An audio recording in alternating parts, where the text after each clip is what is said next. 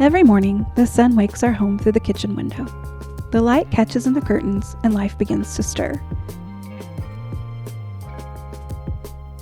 It doesn't take long before the espresso machine starts to bubble and the first footsteps of the day scurry across the floor to find blankets to cuddle up on the couch in.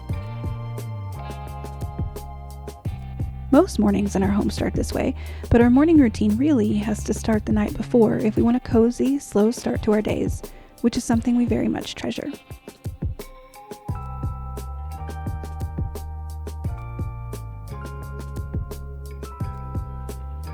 Before our heads hit any pillows, we have a list of to-dos in order to keep our sacred mornings. This is the only way we can have a handle on a home with 7 hearts beating inside of it.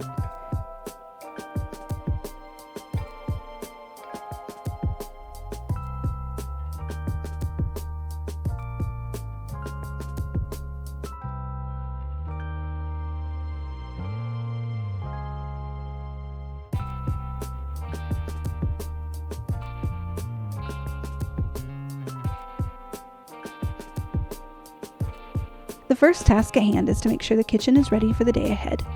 Dishes get rinsed and fill the dishwasher so it can be run overnight. This one is a non-negotiable.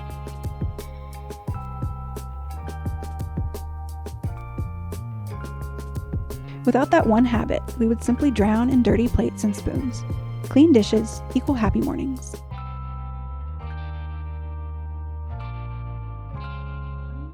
Next, everything gets a good wipe down. Each morning, when our eyes first hit our kitchen, if the first thing we see is chaos and mess, it sets us, let's face it, me, up on a rough course for the day. If I'm honest, the cleaning of the things is my least favorite part of homemaking. I'll do it because it needs to be done, but whenever possible, I rely on someone else on our team to check that task off of the list. Thankfully, our son minds this job much less than I do, so he steps up and makes this part of his daily routine. His work at night makes my mornings better.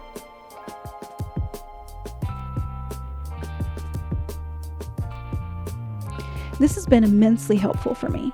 Find the things you dislike most about your mornings and try to outsource them whenever possible. If that isn't possible, try to get them done the night before. It really is true that objects that are in motion tend to stay in motion. So when we're already up working at night, before we settle our bodies to rest, we continue to work just with our eyes fixed on the next day.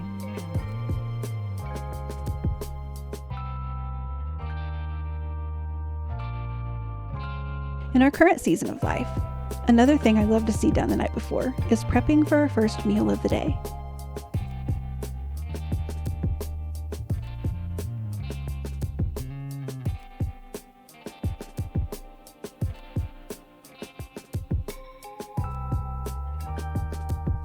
Right now, the very beginning of my day mostly consists of cuddling a newborn, so waking up and prepping a meal has become not only difficult, but entirely unlikely.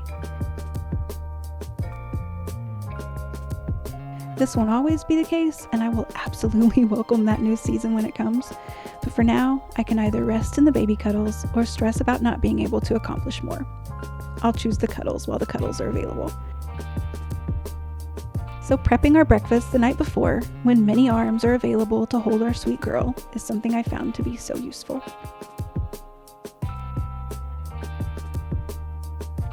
I have lots of favorite breakfasts to prep ahead of time, and I hope to share more ideas with you soon, but for this particular morning, we enjoyed some fluffy, yummy homemade bagels. These bagels in particular are made with einkorn flour and also have sourdough discard. Because I'm letting them ferment overnight in the refrigerator, I love adding the sourdough starter to build a deeper flavor and help with the rise. But they also have yeast, so you get the benefit of consistency. The last thing I want is to wake up believing I have a perfect breakfast ready to go into the oven for my family, only to find something I can't use. Yeast really is the key to this, and it even adds some really yummy flavor too. So they get mixed and kneaded and shaped and head into the refrigerator to work while it's time for the rest of us to sleep.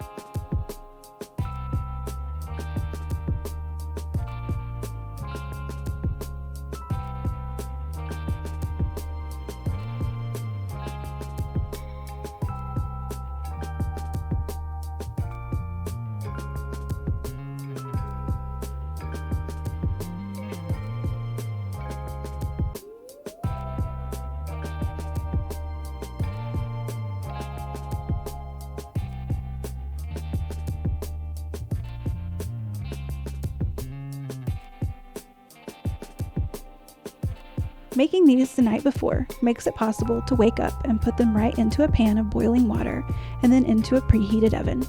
All the hard work of kneading and rolling and rising was done by last night's version of me, and today's version of me gets to reap all the benefits.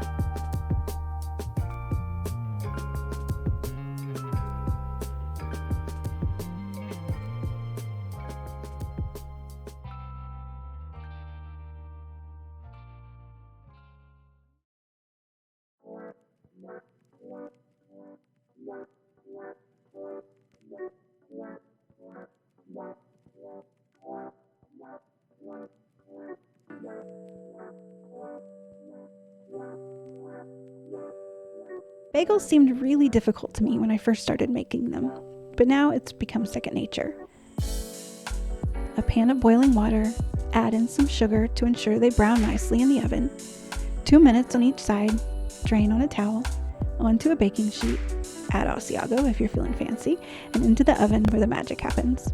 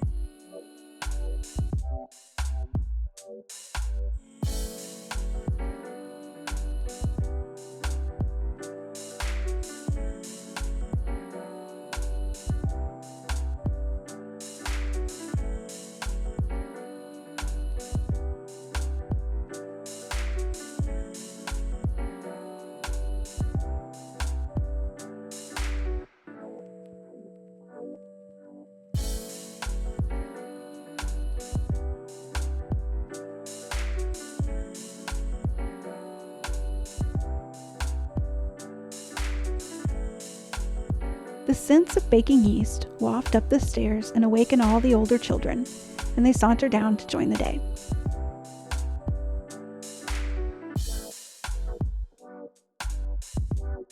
We eat and chat and cuddle, and our day has officially begun.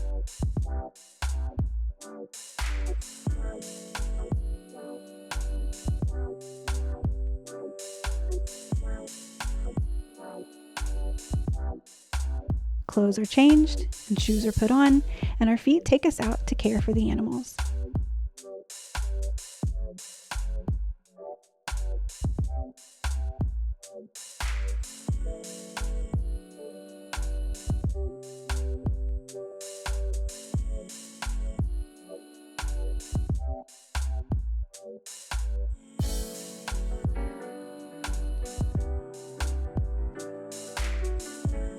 Chickens and ducks get fed, bunnies get checked on, and Cinnamon, our sweet miniature goat, gets taken to her pasture to graze the day away.